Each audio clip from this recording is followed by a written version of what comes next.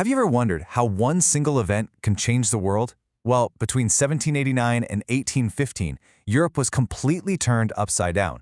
And this wasn't just a random series of events. It was a massive chain reaction. We're going to look at how one single push in Paris set off a series of political dominoes that toppled crowns and redrew the entire map of the continent. So that's really the big question we're tackling here. How on earth did one revolution in one city manage to reshape an entire continent?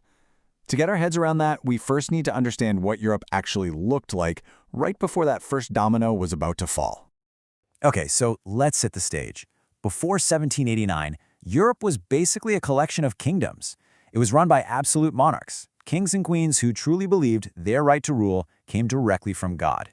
But in France, a totally radical new idea was brewing, and it was about to change everything. And this slide really shows you the sheer scale of that change.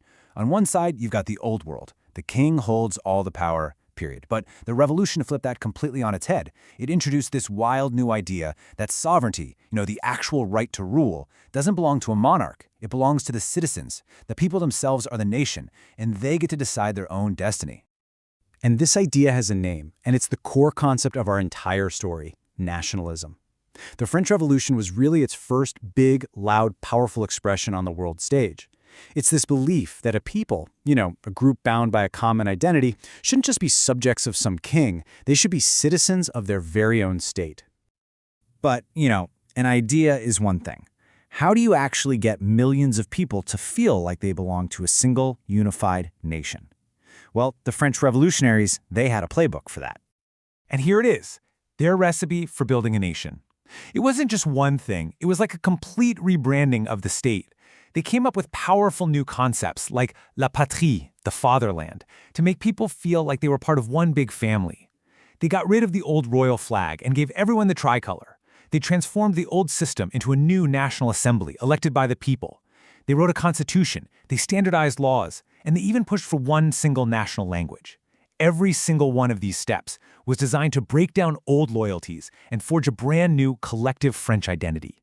But here's the thing. The revolutionaries didn't want to keep these amazing ideas to themselves. They truly saw it as their mission to export them. To, in their words, liberate all the other peoples of Europe from the tyranny of their kings. And this idea absolutely went viral. All across Europe, educated people and students started forming these Jacobin clubs to talk about these new revolutionary principles. But the main way this ideology spread, it was the French army itself. As they marched across the continent, they carried the banner of nationalism right along with them. All right, now we have to talk about the man who would come to define this whole era, Napoleon Bonaparte. He was this brilliant general who seized power, and honestly, he's one of history's most complicated figures. He was a guy who would both champion the revolution's ideals and, in the end, betray them. See, wherever Napoleon's armies went, they brought his ideas with them. He introduced something called the Napoleonic Code, which is still the basis for legal systems in many countries today. And just look at what it established: equality before the law, no more special privileges just because of who your parents were, the right to own property, and getting rid of the old feudal system entirely. For most of Europe, these were mind-blowingly modern and revolutionary concepts. But this is the crucial contradiction, the paradox of Napoleon. He exported all these amazing administrative principles of the revolution, things like equality and efficiency, but he did it as an emperor. He actually turned France back into a monarchy, destroying the very democracy the revolution had fought so hard to create. He was an authoritarian who spread the ideas of liberty. It's a real puzzle. Now, at first, a lot of people across Europe actually saw the French armies as liberators. They were thrilled, but as the years dragged on, that initial excitement, well, it started to sour into resentment and eventually outright hostility. This timeline really shows you that shift perfectly. In the beginning, in places like Milan and Warsaw, people were welcoming the French as harbingers of liberty. But pretty soon, the harsh reality of occupation kicked in. The French started imposing heavy taxes, enforcing censorship, and worst of all, forcing conquered people to join the French army. The liberators had become occupiers.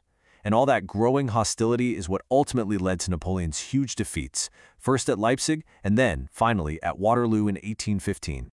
So, with Napoleon finally defeated, the old powers of Europe, all those kings and emperors he had kicked off their thrones, they all got together to try and put everything back just the way it was before. They literally wanted to hit a giant reset button on the entire revolutionary era. This big meeting was called the Congress of Vienna, and the goal was super simple. Turn back the clock. Let's put all the conservative monarchs back on their thrones and just, pretend the last 26 years of revolution and citizens' rights and nationalism never even happened. And this brings us to the final, crucial question. The kings did return. The old borders were redrawn. But that first domino had already fallen. The idea of the nation, the idea that people have the right to rule themselves, that genie was already out of the bottle. So could an idea like that ever really be defeated? The rest of the 19th century would prove again and again that the answer was a resounding no.